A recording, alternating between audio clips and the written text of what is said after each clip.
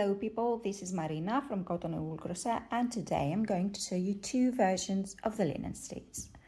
And honestly, a fair question would be, why am I showing you two versions when they look exactly the same?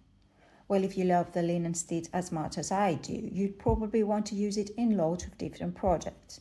And sometimes we want to combine it with other stitches to add more texture, to make our projects more interesting. The problem is that some stitch patterns require an even number of stitches while others require an odd number of stitches. So with those two versions of the linen stitch, one that works with an even stitch count and one that works with an odd stitch count, you can choose whichever version works best with the other stitches you want to include in your project. So let's start and make those two versions step by step. So for those samples, I'm going to work with a 4.5mm hook and light or DK weight yarn. So let's make version 1 with a light blue color, making my slip knot as usual. Now this version calls for a starting chain of any even number. So we start our chain with any multiple of 2. I'm going to chain 10 for this small sample. 5, 6, 7, 8, 9 and 10. Now this version always starts with a single crochet and always finishes with a single crochet. I'm going to work into the second chain from my hook and I'm going to place a single crochet into that chain. Then chain 1. I'm going to skip the next chain and work another single crochet into the following. So work another single crochet in here, chain 1 again, skip a chain, work a single crochet into the next. Once again, chain 1,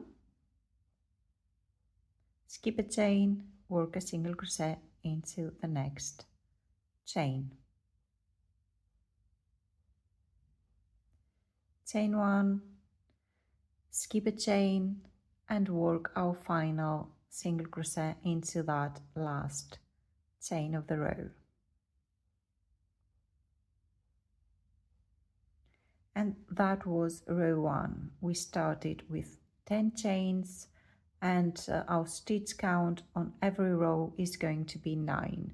So we started with an even number of chains and the stitch count on each row is going to be an odd number. Now for row 2, I'm going to chain 1 and turn.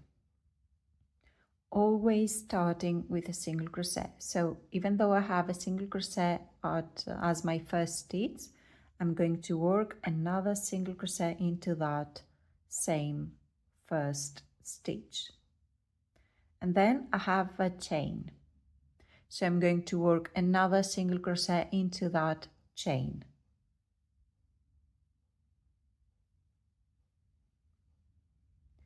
Chain 1.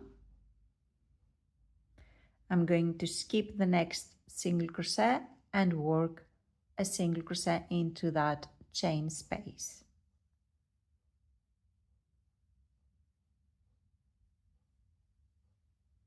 Chain 1 again, skip the single crochet and work one single crochet into that chain space. Once again, chain 1, skip the next single crochet, work a single crochet into that chain space. And now we have one last stitch, which is a single crochet, so I'm going to work another single crochet into that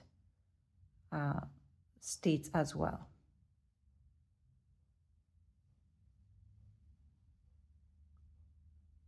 So for row 2,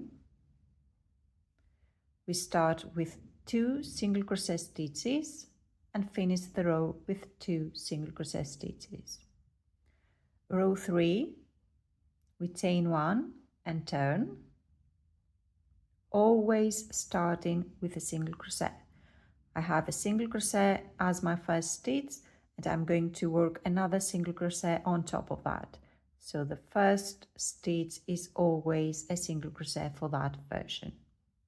Then I'm going to chain 1, skip the single crochet and work a single crochet into that chain space.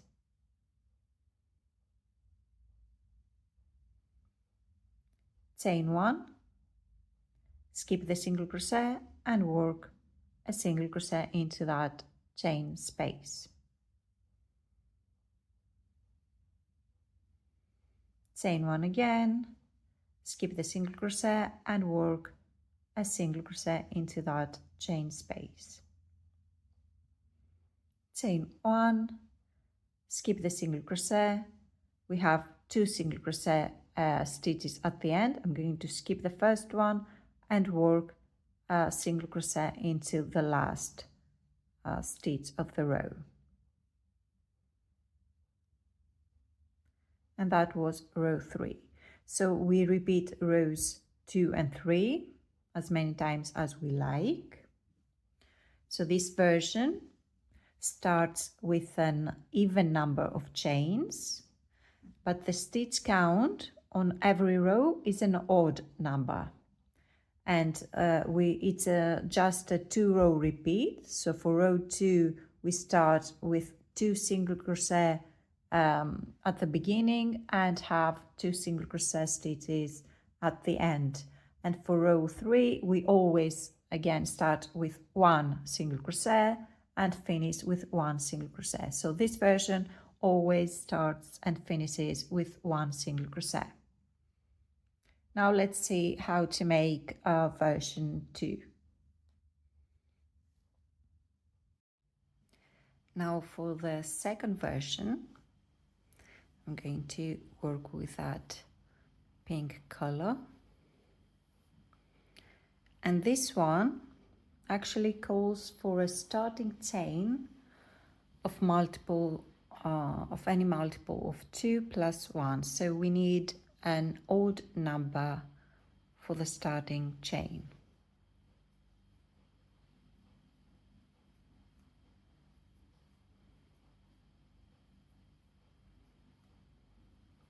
I made 10 chains and I'm going to add 1 more. So I have 11 chains. Starting into the third chain from my hook, I'm going to work a single crochet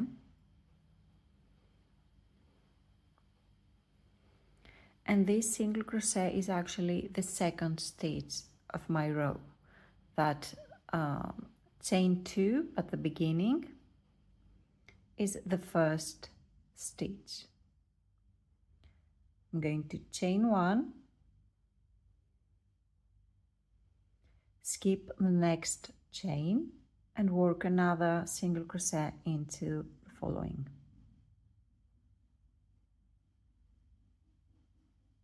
Chain 1 again, skip a chain and work another single crochet into the next. Chain 1, skip a chain, work a single crochet into the next. Chain 1, skip a chain and work my last single crochet of the row into that last chain. And that was row 1. We started with 11 chains, and every row is going to have a stitch count of 10 stitches. So we started with an odd number of chains, we end up with an even number of stitches on every row.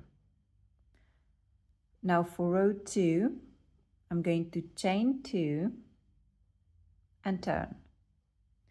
that turning chain is going to be my first stitch of the row. So I have a single crochet, I'm going to skip that and work a single crochet into that chain space. And that was my second stitch of the row. I'm going to chain one again, skip the single crochet and work another single crochet into that chain space.